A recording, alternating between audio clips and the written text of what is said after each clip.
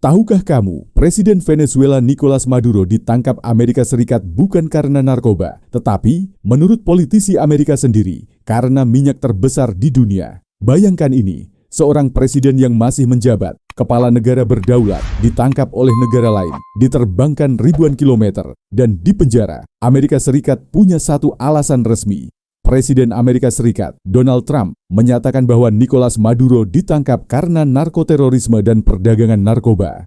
Trump mengatakan penangkapan ini dilakukan untuk melindungi rakyat Amerika dari ancaman narkoba internasional. Itulah versi resmi pemerintah Amerika Serikat. Namun, justru dari dalam Amerika sendiri, cerita ini dibantah keras. Anggota DPR Amerika Serikat dari Partai Demokrat, Jake Auchincloss, secara terbuka mengatakan bahwa penangkapan Maduro bukan soal narkoba. Jake Auchincloss menyatakan, ini bukan tentang narkoba, ini tentang minyak.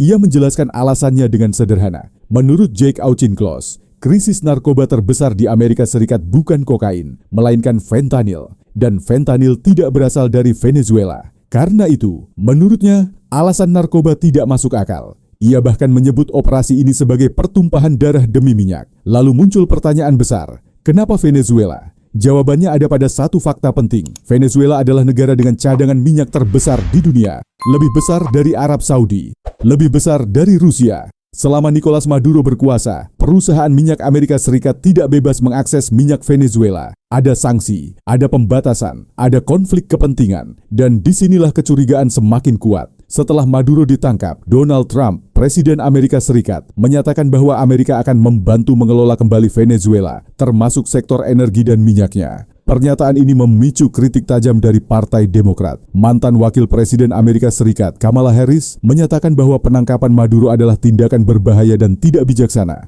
Kamala Harris mengatakan, tindakan ini lebih menyerupai perang perebutan sumber daya daripada penegakan hukum. Ia menegaskan bahwa ini bukan soal demokrasi dan bukan soal narkoba, melainkan konflik kepentingan. Kritik juga datang dari Senator Demokrat, Chris Murphy. Chris Murphy menyatakan bahwa Kongres Amerika tidak diberi informasi yang jujur sebelum operasi dilakukan. Ia mengatakan alasan narkoba digunakan untuk menyesatkan publik. Sementara itu, pemimpin mayoritas Senat Amerika Serikat dari Partai Demokrat, Chuck Schumer, menegaskan bahwa operasi ini tidak mendapatkan izin Kongres. Ia menyebut tindakan ini sebagai presiden berbahaya bagi kebijakan luar negeri Amerika. Dari sisi Venezuela, pemerintah Venezuela menyatakan bahwa Nicolas Maduro diculik secara ilegal. Mereka menuduh Amerika Serikat melakukan agresi demi menguasai minyak Venezuela.